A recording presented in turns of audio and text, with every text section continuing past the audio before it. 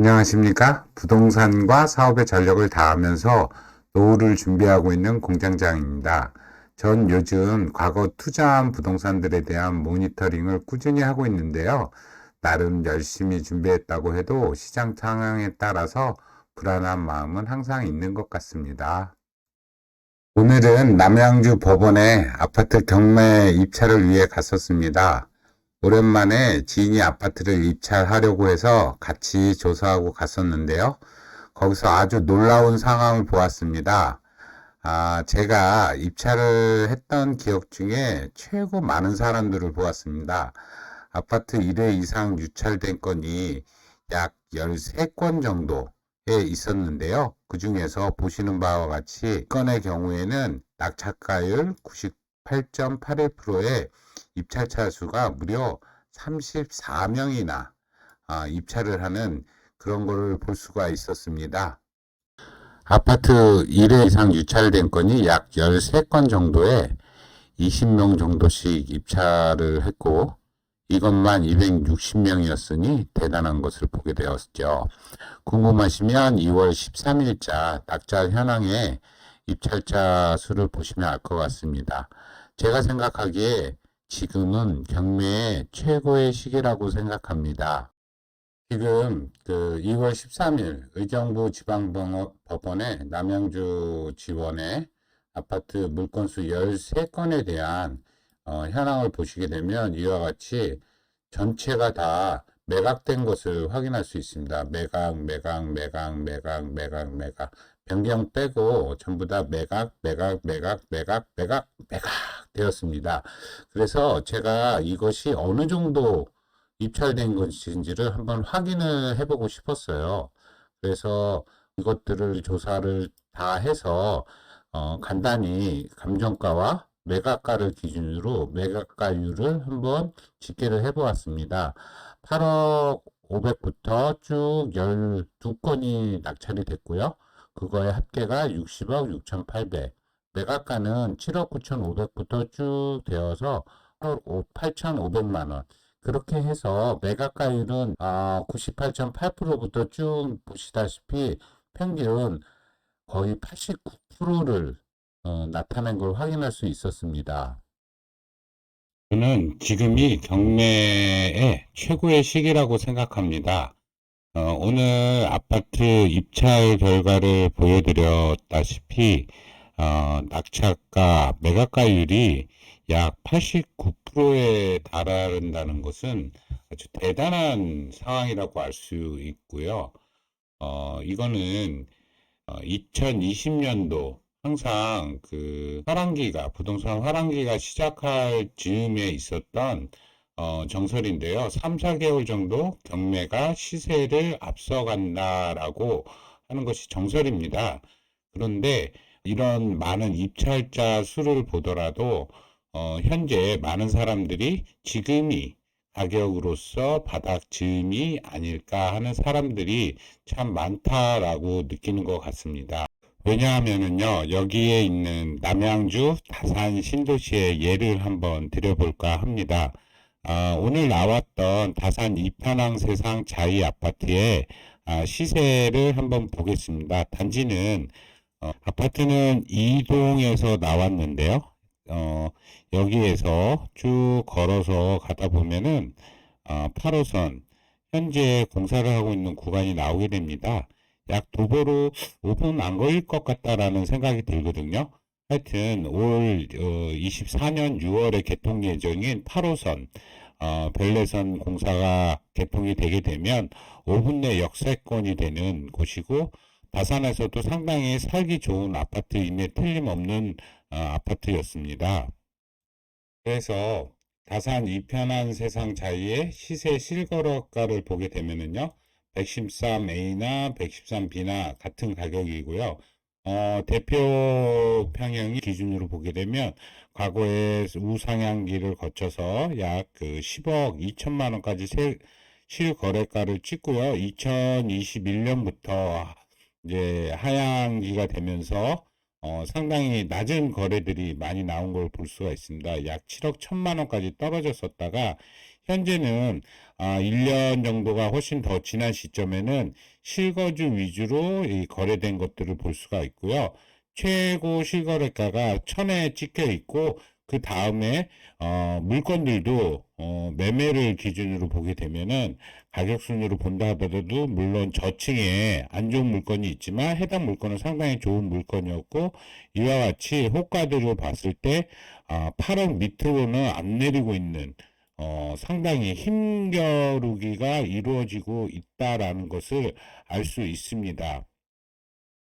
그래서 오늘 입찰했던, 제가 입찰했던 건 아니고요. 다른 많은 사람들이 입찰했었던 아파트 확인해 보겠습니다. 감정가 8억 5천에 매각가는 7억 9,540만 원이었고요. 약 98%로 낙찰이 된 걸 알 수 있습니다. 특히 놀라운 점은 아까도 말씀드렸다시피 입찰사 수가 34명이나 됐다는 것인데요. 그러면 제가 2월 13일 아파트 1회 입찰된 물건들에 대한 입찰을 하게 된 내용과 조사한 내용, 그리고 왜 그 물건을 고르게 되었는지에 대해서 하나하나 말씀드리고자 합니다. 제가 검토했던 물건은 다산 신도시의 다산 이편한 세상 자이와 호평마을 금강 아파트. 네, 변경됐죠. 준비하고 다 입찰 준비했더니 당일 아침에 변경이 되었고, 뭐 항상 있는 일이긴 합니다. 실제 입찰을 했었던 호평마을 하나 꿈에 그린 아파트, 여기에 대해서는 이따가 자세한 분석 말씀드리도록 할게요. 결론은 1200만 원 차이로 물먹었습니다. 슬픈 일이지만 김치찌개 먹고 잊었습니다. 그러면 그 세 가지 중에서 이 아파트를 정하게 되었고 어떻게 조사했는지에 대해서 간략히 소개를 드리도록 하겠습니다. 물건 같은 경우에는요, 2023년 5월 달에 개시 결정을 해서 아마 이때쯤에 감정이 되었던 아파트이고요. 이때가 최저점이 아닐까 싶습니다. 감정가 4억 3,100만 원에 1회 유찰돼서 3억 170만 원에서 시작하고 3억 8,300만 원에 낙찰이 되었습니다. 물론 입찰자 수가 22명으로 다른 물건하고 큰 차이는 없었습니다. 그럼 제가 왜 이것을 선택하게 되면요, 매매가는 4억 5천 충분히 할 것으로 판단되었고 전세는 한 건도 없지만 3억 5천은 무난하고 목표 매도가는 2년 후에 안 돼도 보수적으로 4억 8천은 가능하겠다라고 생각을 했습니다. 등기상 인테리어 확률이 높았는데요. 요거에 대해서 설명드리고요. 타단지 대비 전세와 매매 갭이 작은 편이고 단지 내 환경도 양호한 편이었습니다. 매매 갭은 약 지금은 막 1억 정도 나고 있는데요. 아파트 층과 그 상황에 따라 큰 차이가 있을 수 있으니까 여러분들은 그 점 참조해 주시면 좋을 것 같습니다. 그러면 제가 왜 등기상 인테리어 확률이 높았는지에 대해서 설명을 드리도록 하겠습니다. 여기 등기를 보시게 되면은 여기 나와 있을 텐데요. 여기 나와 있습니다. 등기를 보게 되면은 2018년 1월 17일 날 매매를 했고요. 주소 변경은 2018년 3월 13일에 했습니다. 약 한 달 20일 정도의 갭이 있고요. 소유자 백땡땡 씨께서 이전하기까지 약 실제 매매를 하셨는데, 이전하기까지 한 달 20일간의 갭이 있었다라는 거는, 뭐, 요즘 돈 많아가지고, 집 사놓고 들어가고 싶을 때 들어가는 거 아니지 않습니까? 이사 오기 전에 이제 오래 살 집 생각하면 그 집에 대해서 상당히 공을 들이기 마련이고요. 대부분의 사람들은 약 한 15년 지난 아파트에서 새로 입주를 하게 되면 풀 인테리어를 하게 되는 것이 인지상정이죠. 저는 여기에서 착안을 해서 이 집은 인테리어가 됐을 확률이 높다라고 판단을 했었던 겁니다. 이렇게 여러 가지 내용들을 하나하나 읽어보면서 이 물건에 대해서 히스토리를 저는 주로 파악을 많이 해보고 여러 가지 가정을 하는 편이고요. 그 다음에 주요한 것은 매각 사례 분석을 통해서 요 근래에 어느 정도 평균 매각가율을 보고 있는지에 대해서 판단을 하는데, 물론 매각가율도 중요하지만 얼마에 매각되었느냐라는 것이 상당히 중요한 사례가 될 수 있습니다. 그 상황도 될 수 있지만, 근데 보는 바와 같이 최근 1개월간은 보건만 예상이 돼서 3억 8천만 원이 되었지만, 과거에는 3억 5천이나 3억 3천 정도에서도 충분히 낙찰될 수 있었다라고 할 수 있고요. 이런 사례 분석을 통해서도 지금 이와 같이 가격이 우상향되고 있다라는 것을 충분히 여러분들도 인지하실 수 있을 거라고 생각되고요. 다음에는 제가 어떤 식으로 물건을 조사하고 입찰을 했었는지에 대해서 한번 보여드리도록 하겠습니다. 저는 이런 식으로 해서 물건을 분석을 시작합니다. 먼저 캡처를 해놓고 한번 왔다 갔다 하기 불편하니까 그렇기 때문에 항상 이런 식으로 합니다. 감정가 적고요. 그 다음에 최저가, 그 다음에 현재 보증금, 수표 찾을 때 놓치는 경우들이 있습니다. 그리고 실거래가, 최근에 12월에 있었던 4억 2천만 원, 현재 호가는 최저가 수준으로 4억 5천. 그래서 저는 4억 5천에서 4억 6천은 최저 가격이다라고 판단을 했고요. 입찰가는 3억 5천 9백부터 시작을 하겠다라고 판단을 했었습니다. 물론 당일 바꾸는 경우도 있지만 그때그때 상황에 따라서 생각을 합니다. 적어도 이 이상은 써야 될 것이다. 최저가와 갭이 약 한 5천, 거의 6천만 원 되겠죠. 그리고 매도 목표가는 2년 후에 매도할 경우에 대해서 4억 8천만 원은 충분히 되겠다. 아무리 안 돼도 물가 수준은 오르지 않을까라고 판단을 했었던 것이고요. 갭은 나중에 매도가와 입찰가의 차이는 약 1억 2천, 그리고 목표 이익은 세후 꼭 세후로 계산을 했습니다. 세금 공부하는 게 부동산 공부나 마찬가지니까요. 세후 목표 6천만 원에 실제 현금 투입은 1억 2천을 넣었다가 왜냐면 대출을 얼마를 받을 수 있다라고 판단을 했었기 때문에, 그래서 예상 경비 그리고 양도세 등등을 계산을 해서 실제로 임장 날짜에 이 부분을 채워서 마지막 조사를 끝내게 됩니다. 그 다음에 제가 시뮬레이션을 하고 있는데요. 보게 되면은 입찰가를 어떤 식으로 했느냐에 따라서 달라지는데, 약 지금 감정가의 80%로 하게 되면은 3억 4천, 82%는 얼마, 84%는 얼마 해서 각각의 가격을 따져봤습니다. 그러다가 저는 이 물건이 좀 탐이 났던 게 사실이고요. 왜냐하면 인테리어 됐을 확률이 높기 때문에 추가 비용이 덜 들어갈 것이라 판단을 해서 적어도 85%는 넘겨야겠다 싶어서 3억 7천 188만 원을 썼고요. 결론은 경쟁자에게 약 1200만 원 차이로 달렸습니다. 근데 뭐 그닥 아쉽지는 않고요. 그래도 제가 봤었던 12개, 13개 물건 중에서 가장 좋았던 점이었는데도 불구하고 놓치게 된 거는 뭐 다음 기회를 노려봐야 되지 않겠습니까? 그래서 취득세를 수식으로 다 넣어서 3억 380만 원부터 422만 원까지 넣고요. 채권 할인, 중개비, 마지막 매도할 때죠. 법무비, 명도비는 어느 정도 하는 건 다른 사람들마다 따라 달라질 수 있겠죠. 저는 또 보수적으로 도배 장판 정도는 생각을 했고요.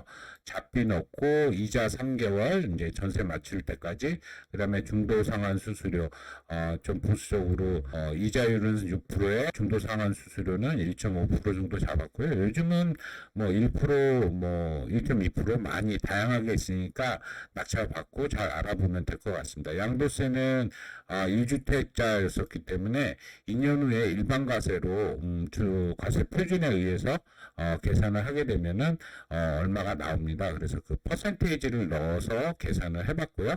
총 소요 비용에서 수익을 예상을 해봤습니다. 수익은 맨 마지막에 전세 이후에 내가 들어가는 실현금 투입 비용이 어떻게 변했을 때 나오는 예상 수익과의 비율을 넣었던 건데요. 이것들을 계산을 해보게 되면은 제가 얼마를 썼을 때 수식에 의해서 투입은 내가 얼마가 있어야 될 것이고, 잔금 칠 때 전세 세팅 후에는 얼마 정도의 자금 투입되어 있는 상태에서 얼마의 수익을 얻을 수 있겠다라는 판단을 가지고 저는 항상 입찰을 하게 되어 있습니다. 그래서 제가 친구에게 조언을 할 때는 3억 8천은 넘겨야 되지 않겠냐라고 했는데 친구 입장에서는 급할 게 없고 요즘 물건이 많다 보니까 아무래도 좀 더 보수적으로 가격을 쓴 게 아닌가 생각합니다. 저 같은 경우에는 항상 이런 식으로 세후 수익을 목표로 해서 어떤 명의와 어떤 식으로 보유하고 어떤 식으로 처리할 것인지에 대해서 가장 먼저 판단을 해보고 투자를 결정하는 경우가 상당히 많습니다. 제가 친구와 생각해서 2년 후에 판다라고 했을 때 약 4천만 원 정도를 투입하고 2년 후에는 세후 후에 6천만 원 정도의 수익으로 148% 정도 수익을 내지 않을까? 1년에 3천만 원씩. 상당히 괜찮은 제안이라 했고요. 욕심 안 내서 만약에 5천만 원만 먹겠다라고 생각을 했으면 1대1이 되니까 연수율로 따지면 약 50%될 것 같습니다. 그래서 이분이 생각하셨던 금액이 정답이 아니었나. 좀 더 욕심을 냈어도 괜찮지 않을까 하는 생각을 했었습니다. 저는 항상 이런 식으로 준비해서 입찰가를 결정해 봅니다. 보시면 어떻게 조사를 하고 목표 수익을 정해보고 어떤 명의로 어떻게 엑시트 할 것인지에 대해서 판단을 하고 조심스럽게 들어가는 편입니다. 여러분들도 소신을 갖고 미래를 판단해 보시고요. 부동산의 가치를 잘 알 수 있도록 노력하고 공부하시다 보면 충분히 좋은 결과 얻으실 것 같습니다. 행동하지 않으면 아무것도 변하지 않으니까요. 지금까지 항상 부동산과 사업에 전력을 다하면서 노후를 준비하고 있는 공장장이었습니다. 감사합니다.